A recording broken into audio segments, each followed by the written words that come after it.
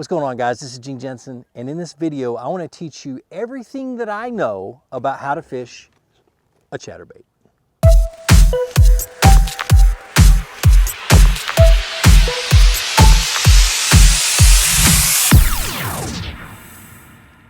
All right, to start off with, let's talk about the rods. There are three different power and action rods that I use for a chatterbait.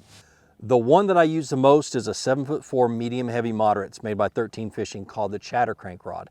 And each of their models have a chatter crank rod in it. The way you find it is you go into their bait casting rods or their casting rods and look for the 7'4" medium moderate. It'll be the only moderate rod on the list. The other rods are going to be a medium fast action rod. If I don't have a medium moderate action rod with me, a medium fast will work just fine. It's got enough bend, got enough give to be able to, you know, to let the fish play when after you've gotten the hook set, and it also has got enough backbone for a hook set.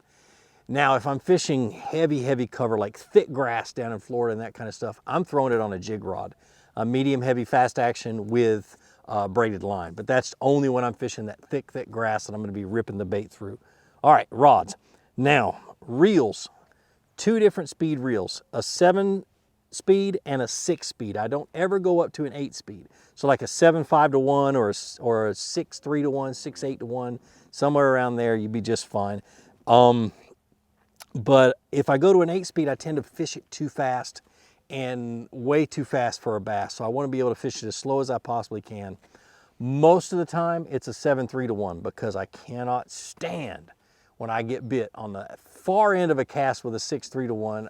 I can't stand how much time it takes me to get the fish to the boat, but that's my personal preference. Line, nothing less than 15-pound test. I always throw straight fluorocarbon unless I'm down in Florida when I put braid on there.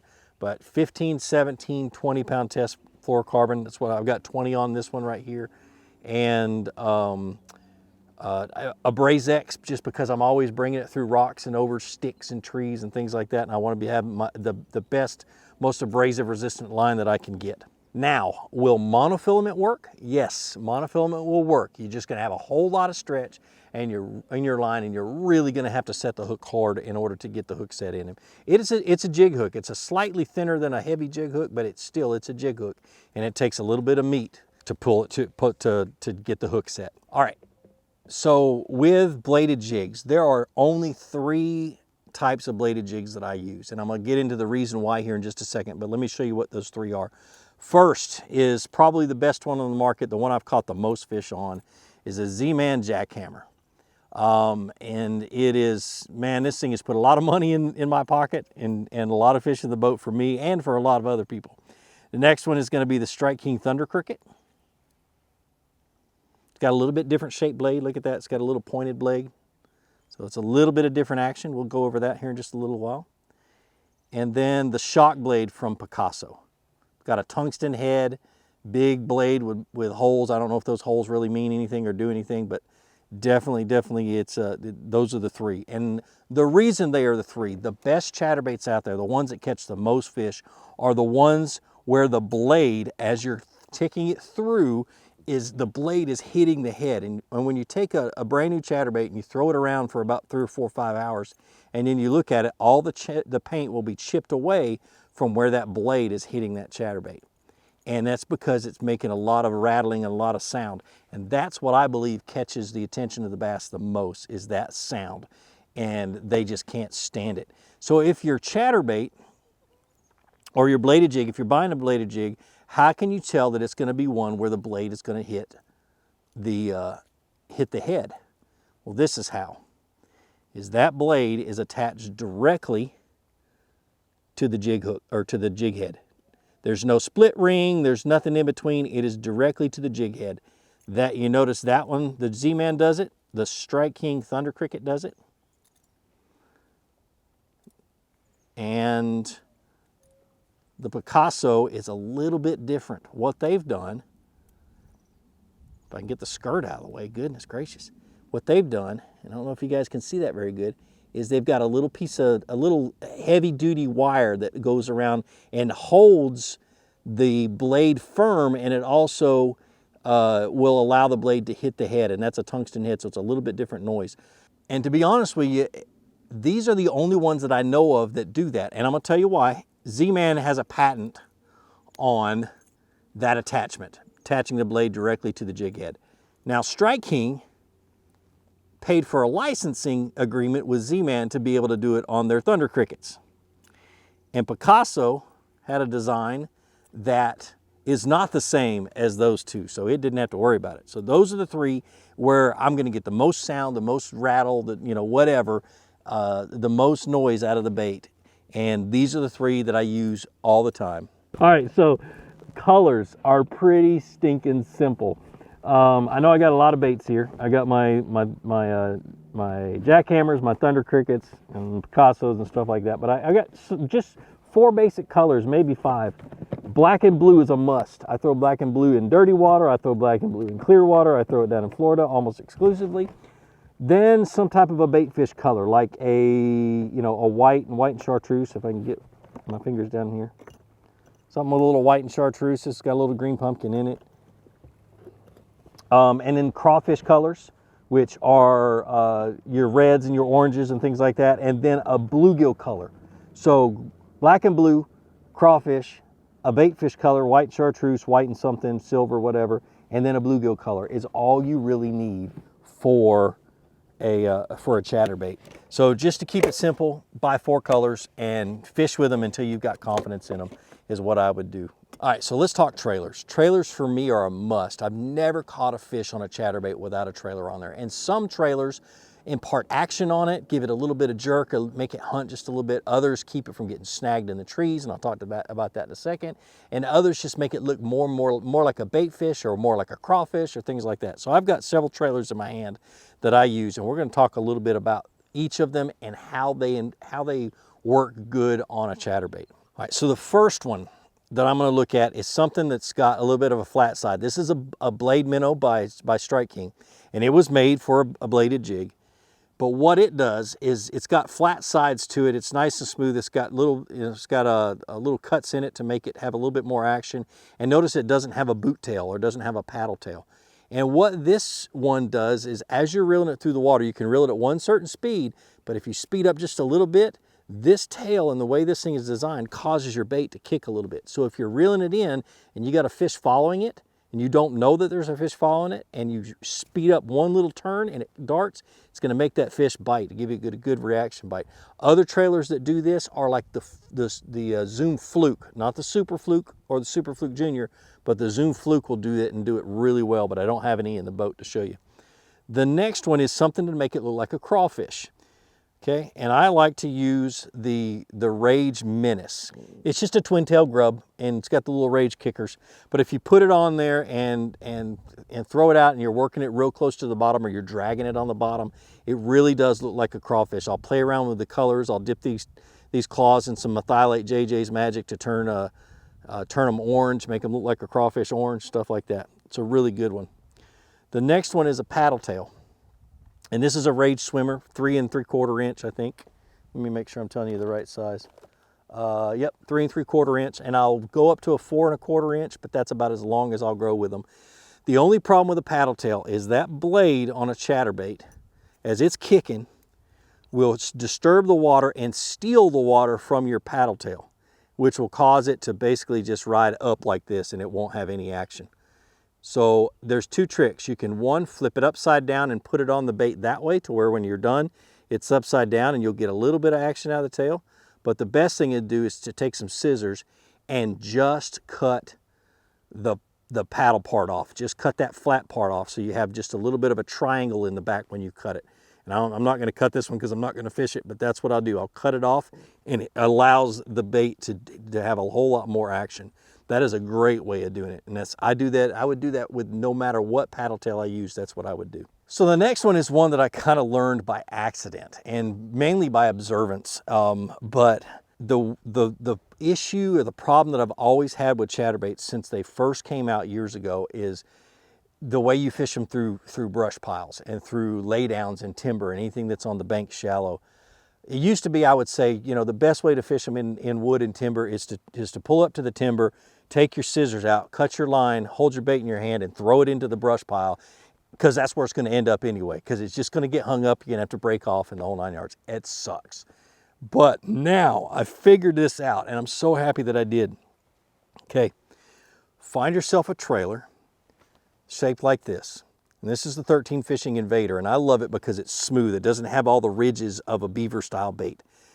But you find a trailer that has nice and smooth and is shaped just like this, and then you put it on your bait just like this. Okay, sometimes you've got to clip it off. The Invaders, you don't really have to. You just don't want, you can cut it a little bit, but you don't want it to be wider than the head of your bait. Okay, so it's sitting just like that. What I did is I just created a flat spot. So, because typically when a chatterbait comes over a limb, it will go and it will roll over. And that's when you get hung, because every single time, especially if you have a rounded trailer, it'll come up and roll over. Well, that flat bottom, that wide flat bottom of the Invader will keep your bait from rolling over as you pull it over. So it'll come up, it'll still start to roll, but if you do it fast enough, whoop, it'll come right over the log or the tree or whatever else you're running it through. Absolutely, I was blown away when I figured that out. Yes, you'll get it hung up every once in a while, but not very often will it roll all the way over to where you get hung up. I was just, it just was awesome when I figured that out. So I fish it a lot more in laydowns than I used to because of that. All right, so this one right here, this one's a little bit different. It's kind of like a paddle tail, but because the tails are sideways, you get a lot more action in them. They don't have to turn this way. For some reason, you're able to get a whole lot more action with them kicking like this. And this is the 13 Fishing the Jerk. And I accidentally learned this last spring. That is an amazing chatterbait trailer. It really does. It imparts that jerking action when you speed up a little bit, and it's got a whole lot of kick behind it with those little rabbit ear tails. All right, so the next question is, when is the best time to throw a chatterbait? A chatterbait really, really shines in the pre-spawn, all the way up to spawn, and maybe a little bit into post-spawn when you still got some pre-spawners. Then it shines again in the fall when the bass move up and get into the grass and the cover and move up shallow. But will it work year round? You bet it will. It will work all year long. I probably won't throw it in the wintertime just because there's other baits that are more effective, but I'll throw it all summer. I'll throw it all pre-spawn and all fall, but pre-spawn is where it shines. Pre-spawn is where it catches the most fish. So let's get out on the water. I'm gonna drop the trolling motor and I'm gonna show you guys the different ways to retrieve these to be able to get bites and catch big fish. All right, so the first situation and where the chatterbait really does shine is fishing in submerged vegetation, in some type of a grass. And but there are a few techniques, few things you really got to keep in mind when you're fishing grass. First of all, okay, stop. So when you're fishing grass, what you want to do is you want to be able to bump as much of that grass as you possibly can, ripping it through the grass and stuff like that. So that's a really aggressive way of fishing. That's when I'm going to use that 20-pound fluorocarbon or go up to the braid. That's when I'm going to use a little bit stiffer rod if I need to. I'm really going to kind of, depending on what type of grass I'm fishing, is depending on whether I make that change. You don't have to make that change, but that's what I would do. Now, the issue with grass is what happens when you get hung up. You know, I'm reeling it through and I feel myself coming over top of the grass. The first thing I'm gonna do is when I feel myself hit that grass, I'm gonna speed up one turn real quick. Hit the grass, speed up one turn. And what that does is it brings it up and it pops it out of the grass, but you don't move it so far that if there's a bass right there, it can't get to it. So you just move it a little bit so it can get to it. So I'm gonna reel it, pop it as I'm ripping it through the grass. And that's the first thing. The next thing is what happens if you reel it and pop it and it gets hung in that grass, or it has grass attached around it, and you'll know you can't feel the vibration anymore. It has grass attached around it where you can't get it loose. Well, that's a simple one. So say I'm reeling it in and I rip it through the grass and it just tears the grass on and gets wrapped around the jig. First thing I'm gonna do is I'm gonna go drop it to a slack line and go pop, pop, and just let it fall back down, and I just rip that grass out. There are some types of vegetation that won't do that, but most of them will. All right, so the next way I'm gonna fish it is mainly how I'm gonna fish it during the pre-spawn. And I fish a lot of lakes that don't have a whole lot of grass. This is Lake Lanier, it doesn't have any grass, but I'm gonna cast the bait out, pretty simple. Cast it out, and I like to fish it fairly shallow. Deepest I'll probably fish it is 12 feet deep, but let it sink to the bottom. And then my favorite way to fish it, I'm gonna have Jordan back up a little bit to show you guys. My favorite way to fish it is literally, it's called a drag and drop. You just drag it to where you just start to feel the blade thump and then let it fall back down to the bottom. So it's sitting on the bottom and it just barely comes off and it falls back down. And I love to be able to see how close I can come to the stuff on the bottom to where I just tick it, but I don't get hung up in it. So real slow drag and a drop. Reel in the slack, real slow drag and then a drop, and I reel in the slack just like this is what I do. And when they hit it, man, it is nuts. But anyway, that's my favorite way. The other way that you can throw it or reel it in is a yo-yo, which is great this time of the year. But I'm not talking about jerking that son of a gun way up off the bottom and letting it fall back down. No. The way I'm gonna fish it when I yo-yo it is just like this. I'm just gonna lift and let it fall back down. So I'm gonna lift and keep my rod up and let it fall back down. So it's not falling straight down on a slack line, it's actually falling away from the fish. So the fish is right here, it's gonna fall just like this and it'll vibrate on the way down. Just like that. Lift, hold the rod tip up, let it hit the bottom. And I'm gonna do that, and same thing, they kill it. If that's what they want, they're gonna let you know. You'll come back, you'll bring the fish in and the chatterbait will be all the way in the back of its throat. All right, so if there was one word of advice I could give you to guarantee that you're gonna catch more fish on a chatterbait when they wanna bite it, of course, but on a chatterbait or any other crankbait or moving bait is parallel the bank, parallel where these fish are. And the reason I say that is a bass is sitting out here, and if a bait fish runs between a bass and the bank and he's got a place to pin that bait fish up against the bank, he's going to attack that bait fish. Okay, so I want to keep, once I figure out what depth the bass want to be at, 3, 5, 7 feet, whatever, I'm gonna throw it out, I'm gonna parallel the bank, hit the trolling motor, stay real close to the bank, throw right along the edge, let it fall and sink down to the bottom, and I'm gonna work the bait at that depth range all the way long and try to keep my bait in that strike zone as long as possible. Even if that bass has his head turns away from the bank, he feels that thing coming, he's gonna get his attention, and he sees that bait and he has the opportunity to ambush it and pin it up against the bank, he's gonna do it. Whether that bait looks like a crawfish, a bluegill, or a shad or whatever, he's gonna do it. So parallel the bank. Once you figure out the depth, that the bass are at, let it try to keep your boat in that depth, throw straight out in front of your boat and parallel the bank, and you will catch a ton more fish on a chatterbait. All right, so I really don't expect to catch a fish in this video, mainly because we're really a little bit early for a chatterbait bite, especially here on Lake Lanier. So I just want to talk a little bit about a hook set and how you're gonna set the hook on the fish. So say you're reeling it in. I know it's called a bladed jig. Do not set the hook like you would a jig or a Texas rig. Don't set it over top of your head. You're reeling it in, you feel the bite, just a hard pull to the side is all you gotta do, and then keep tension on that fish. But a hard pull on the side. Now sometimes, I've had it happen several times, if you get 2 or 3 bites and you have the fish on, and the first time he comes up out of the water, he opens up his mouth and that bait comes flying out, one of 2 things happened. You either have the wrong power of rod, so your rod's not stiff enough to get the hook set, or that bass, and I can't count how many times this has happened, that bass has that bait clamped so hard in the back of its throat that you never got it to move on the hook set, so the hook never penetrated. And when he comes out and opens up his mouth, poop, it just spits right out. When that happens, I change my hook set. And what I do when I get bit is I go pop, pop, pop as I'm setting the hook. I give it 3 jerks, pop, pop, pop. And that happens is it wiggles it. And at least it will get just the tip of that hook penetrate into the skin. And the next time he pulls or loosens up, you're gonna get the hook in him. But man, that was frustrating. They were big fish and I was having that issue where they were just clamping down so hard you couldn't catch them, but it was awesome. But that's a chatterbait. Start fishing it right now. When the water temperature gets into the 50s, start throwing it. And I promise you, it will become a confidence bait for you.